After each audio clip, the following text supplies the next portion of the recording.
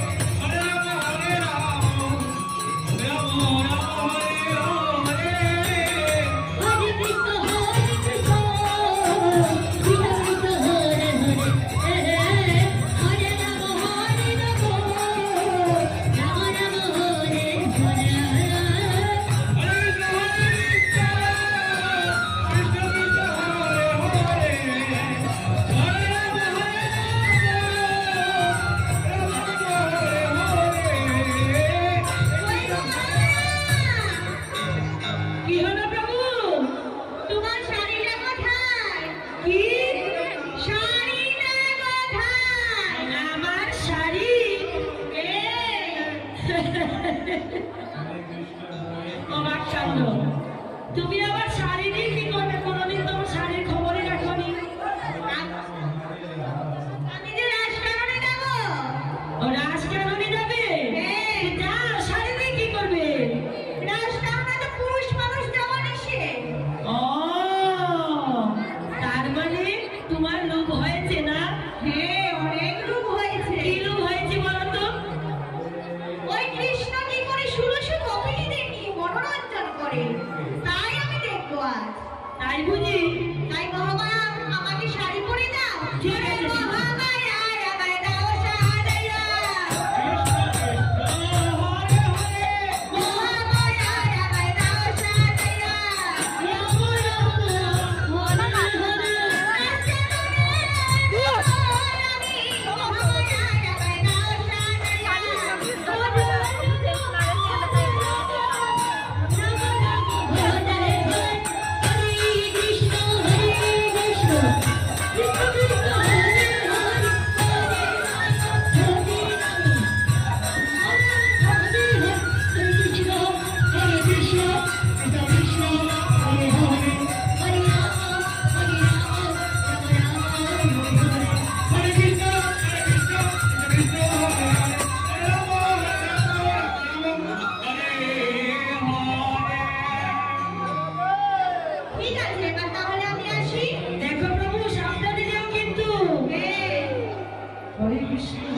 এইদিকে কি হয়েছে?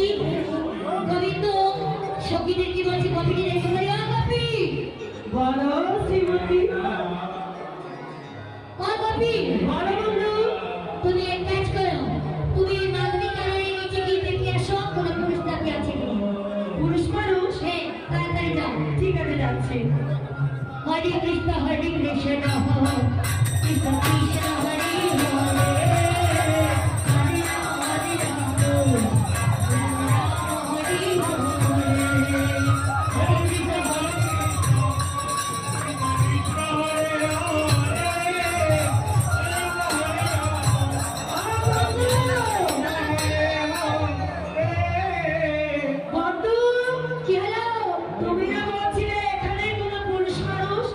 কিন্তু এখানে তো কোনো পুরুষ মানুষ দেখতে পাচ্ছি না।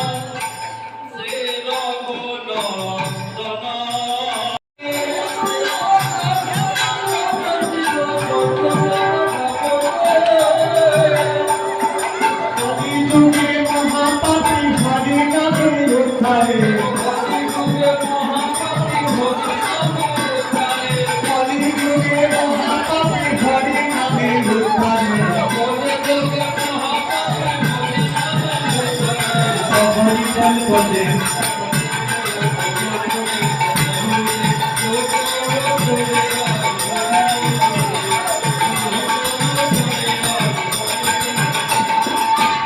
তুমি কহি মনে শুক্র আসতে পারে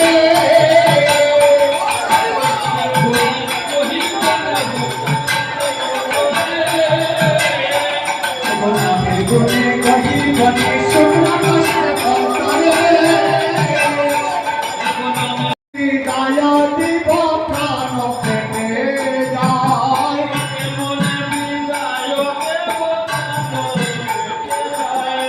নিত্যানন্দ চলি গেল আপনার ভবন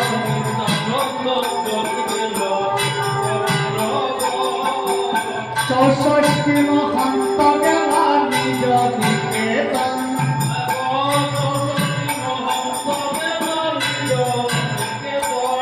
আজি নাগ সবু পালো গেলা আপনার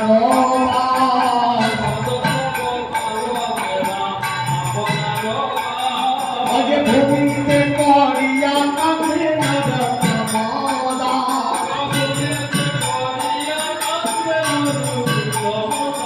আজি ভূমিতে করিয়া কাঁদে নরতমদা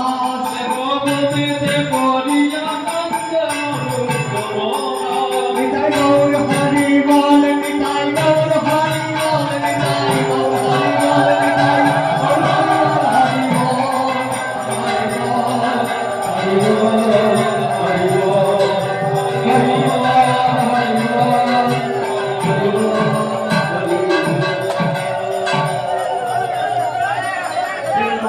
করে আনন্দ মনে ওই তো ব্রজের ধুলা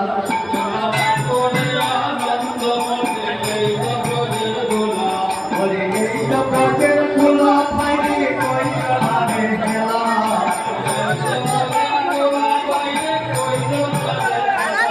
ধুলা করে আনন্দ মনে ওই তো ব্রজের ধুলা